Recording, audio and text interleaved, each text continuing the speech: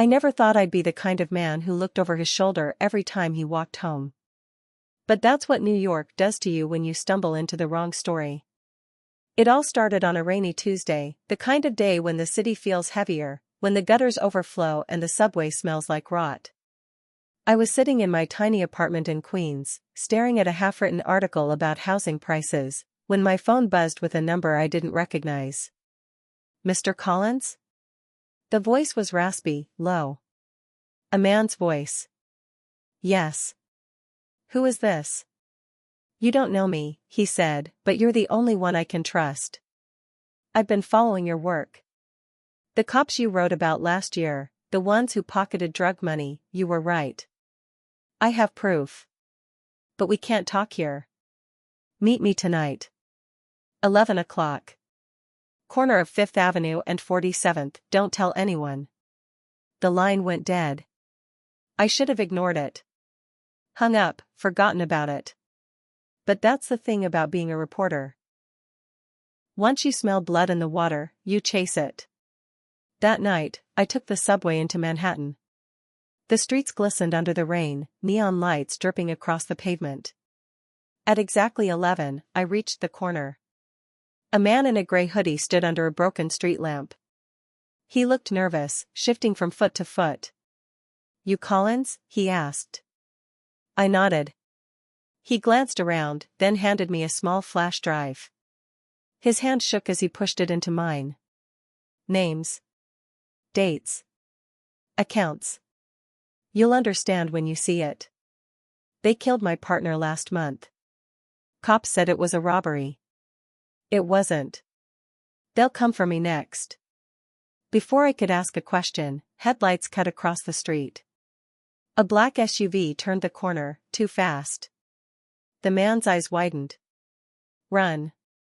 The shots came before I could even process the word. 3 muffled pops.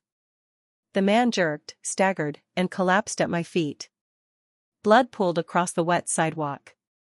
The SUV sped off into the night. I froze, my ears ringing, the flash drive burning in my palm. And that was the moment I realized, I wasn't just covering a story. I was inside it now. I don't remember how long I stood there staring at the man's body, the rain mixing with the blood at my feet.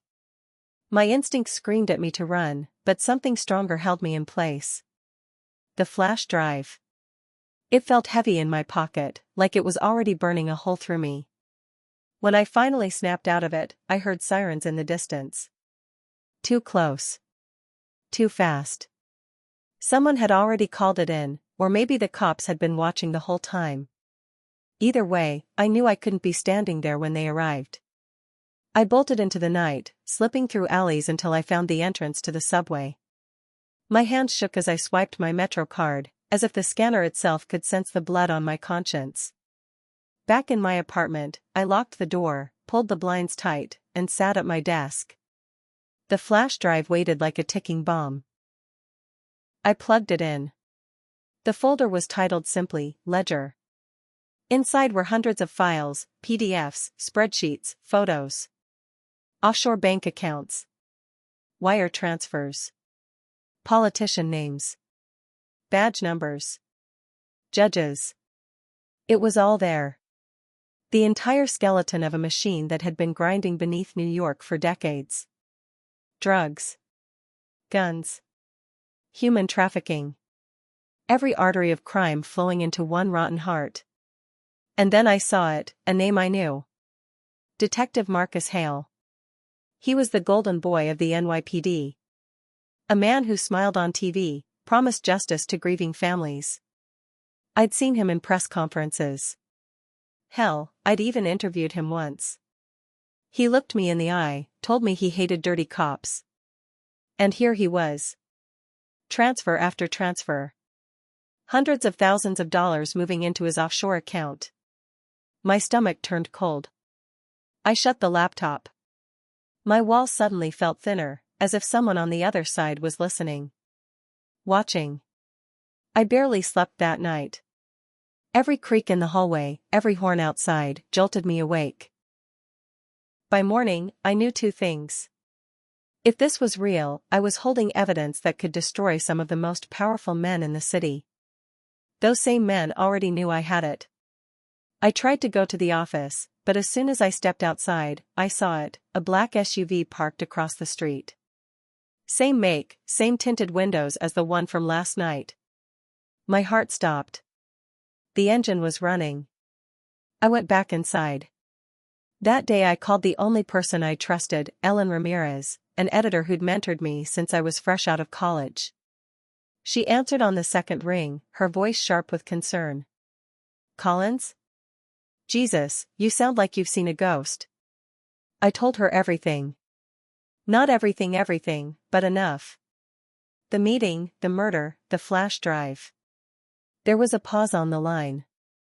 "Listen to me," she said finally. "You sit tight. Don't talk to anyone else. I'll come to you tonight. We'll go through it together." Relief washed over me. For a moment, I felt like I wasn't alone. But by the time evening came, relief had curdled into dread. Ellen was an hour late. Then too. She wasn't answering her phone. At midnight, I turned on the news. A car accident on the FDR Drive. A single vehicle had slammed into a divider and burst into flames. The victim's body was burned beyond recognition. The license plate number was hers. I dropped the remote. Now I knew for sure. This wasn't a story. It was a death sentence. And the clock was already ticking. By the next morning, paranoia had sunk its claws deep into me. I hadn't slept. Every time my eyes closed, I saw Ellen's car twisting in flames. Was it an accident? Or had someone made sure she'd never see me again? I sat at my desk, staring at the flash drive. It was no longer just evidence. It was a curse. Anyone connected to it was marked. I needed to move. I stuffed the drive into my jacket and headed out, trying to look casual. But casual doesn't mean much when your pulse is racing and your eyes dart at every shadow. The city felt different now.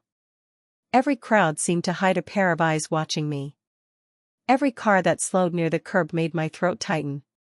I ducked into a dingy coffee shop in Queens, ordered something I didn't even taste, and opened my laptop. This time, I dug deeper.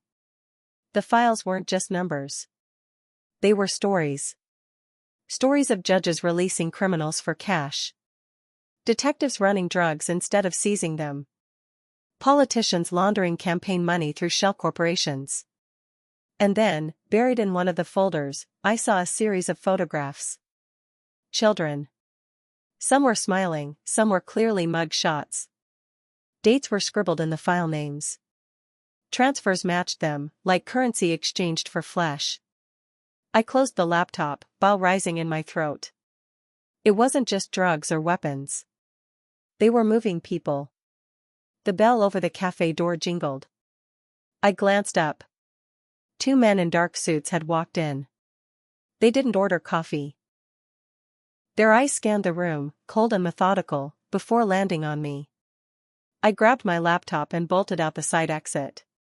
The next hour was a blur of alleys, subway tunnels, and pounding footsteps. I lost them, for now. But I knew this was only temporary. That night, I checked into a cheap motel under a fake name. The walls smelled of cigarettes and mildew, but it was the first place in 24 hours where I felt hidden. I laid the flash drive on the nightstand like it was a loaded gun. My mind raced. Who could I trust? The cops? No. They were in the files. The press? Ellen had been silenced before she could even touch the story. My options were shrinking. At 3 a.m, a knock rattled the motel door. I froze. Another knock. Harder. "Mr. Collins?" A voice, muffled but firm. "Male. Open up. We need to talk." I stayed silent, my heart pounding so loud I was sure he could hear it through the door. A pause. Then the sound of footsteps retreating down the hall. I waited an hour before I dared to breathe normally again. By dawn, I made my choice. I couldn't run forever. If I was going down, I'd go down swinging, with the truth in the open. I packed my things, grabbed the flash drive, and headed straight for the only place that still felt untouchable, the New York Times building. If anyone could publish this story, it was them. If I could get the files into the right hands, maybe I'd have a chance. But as I stepped into the lobby, my phone buzzed. A text. From an unknown number.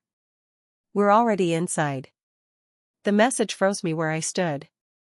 We're already inside. My first instinct was to turn around, but the glass doors had already closed behind me. The lobby felt cavernous, every step echoing like a gunshot. Security guards at the desk looked calm, but for all I knew, they were in on it too. I gripped the flash drive inside my pocket and forced myself forward. The elevators loomed like steel coffins. I pressed the button and waited, feeling every hair on the back of my neck rise. Ding. The door slid open. Empty. I stepped inside, pressed the floor for the newsroom, and held my breath. As the elevator ascended, my phone buzzed again. "You have one chance. Hand it over. Walk away." My pulse pounded in my ears. I typed back with shaking fingers, "Not a chance." The reply came instantly. "Then you die today." The elevator doors opened to the bustling newsroom. Phones rang, keyboards clattered, and for a moment, it almost felt safe. Normal. I spotted a senior editor I vaguely knew, a man named Grant. He looked up from his desk, frowned when he saw me, then stood as I approached. "Collins? What the hell?" "I have something," I whispered, sliding the flash drive onto his desk. "Something big. Life or death. You need to publish it. Now." He picked it up, studying my face. "What is this?" "Proof. Corruption. Politicians. Cops. Kids." My voice cracked. "Everything." His eyes narrowed. "Come with me." He led me into a conference room and shut the door. The glass walls muffled the noise outside. Grant inserted the flash drive into his laptop, scanning the folders. Then he looked up at me with a smile that made my blood run cold. "I was wondering when you'd bring this in." I froze. "What?" He leaned back casually. "You didn't think we were blind, did you? Half the city runs on those files. Did you really think you could walk in here and expose it? To us?" The realization hit me like a bullet. The Times wasn't safe. Nowhere was safe. Before I could move, the door opened. Two men in suits stepped in, the same faces from the coffee shop. Grant closed the laptop and slid it toward them. "We'll take it from here." One of the men nodded. "Orders are clear." They reached for me. Something snapped inside. I wasn't going to die begging. I grabbed the laptop, hurled it against the glass wall. The screen shattered, spraying sparks. At the same moment, I bolted past them, out into the chaos of the newsroom. Shouts erupted behind me. People stared as I sprinted for the fire exit. My only thought, get the files out. Get them out. I burst onto the stairwell, tearing down flights of stairs 3 at a time. My phone buzzed again, but I ignored it. Bursting onto the street, I plunged into the crowd, heart hammering, lungs burning. I still had my own laptop in my bag. One last chance. I ducked into a grimy electronics store, bought a prepaid hotspot with trembling hands, and set up in a back booth. Fingers flying, I copied every file onto a dozen anonymous cloud accounts. Then I scheduled them for release, to news sites, to independent blogs, to public servers across the globe. If they killed me now, it wouldn't matter. The truth would live. Minutes after I hit send, the front window of the store shattered. Men poured in, guns drawn. I bolted through the back door, into the alley. A gunshot cracked past my ear. I ran until my lungs screamed, until my legs buckled. And then, silence. I collapsed against a wall, laughing bitterly. It was done. The files were out. My phone buzzed one last time. A new message. You think you won. But you just made yourself the most wanted man in America. Run, Collins. Run forever. I stared at the screen, wiped the sweat from my face, and forced myself to stand. Because they were right. I'd bought myself time. Not freedom. The story was out there. But so was I. And the hunt had only just begun.